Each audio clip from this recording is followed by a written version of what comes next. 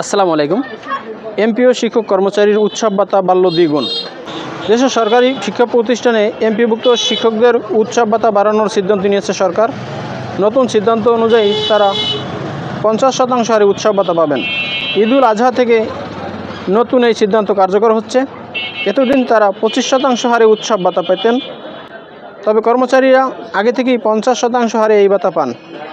স্থানীয় সরকার, পল্লী উন্নয়ন ও সমবায় এবং যুব ও ক্রীড়া উপদেষ্টা আসিফ মাহমুদ সজীব ভুইয়া ফেসবুকে এক পোস্টে ঈদুল আজহার বোনাস 25% থেকে বাড়িয়ে 50% করার অন্তর্বর্তী সরকারের সিদ্ধান্তের কথা জানান।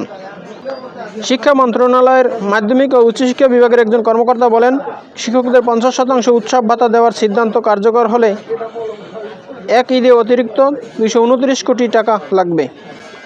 সারা দেশে এমপিভুক্ত শিক্ষক কর্মচারী আছেন প্রায় 5 লাখ। তারা সরকার থেকে বেতনের মূল অংশ এবং কিছু ভাতা পান।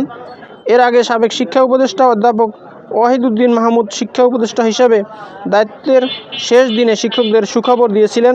গত 5ই মার্চ শিক্ষা উপদেষ্টার দায়িত্ব ছাড়ার দিনে এমপিভুক্ত বেসরকারি শিক্ষক কর্মচারীদের জন্য সুখবর দিয়ে অন্তর্বর্তী সরকারের বর্তমান পরিকল্পনার উপদেষ্টা অধ্যাপক ওয়াহিদুদ্দিন মাহমুদ জানান, গত 5ই মার্চ শিক্ষা উপদেষ্টার দায়িত্ব ছাড়ার দিনে এমপিভুক্ত বেসরকারি শিক্ষক কর্মচারীদের জন্য সুখবর দিয়ে অন্তর্বর্তী সরকারের বর্তমান পরিকল্পনা উপদেষ্টা অধ্যাপক ওয়াহিদুদ্দিন মাহমুদ জানিয়েছিলেন, শিক্ষক কর্মচারীদের উৎসব ভাতা, বাড়ি ভাড়া, চিকিৎসা ভাতা এবং বিনোদন ভাতা বাড়ানো হচ্ছে।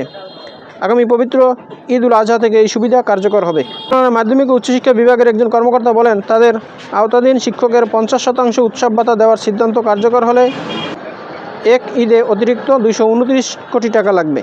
তো বন্ধুরা, এরকম আপডেট ভিডিও পেতে চাইলে আমার চ্যানেলটি সাবস্ক্রাইব করে রাখুন। ভিডিওটি ভালো লাগলে শেয়ার দিয়ে আপনার বন্ধুদের দেখার সুযোগ করে দিন। তো ভালো থাকুন, সুস্থ থাকুন। আবার কথা হবে নতুন কোনো ভিডিওতে। সে পর্যন্ত শুভকামনা রইল। আসসালামু আলাইকুম।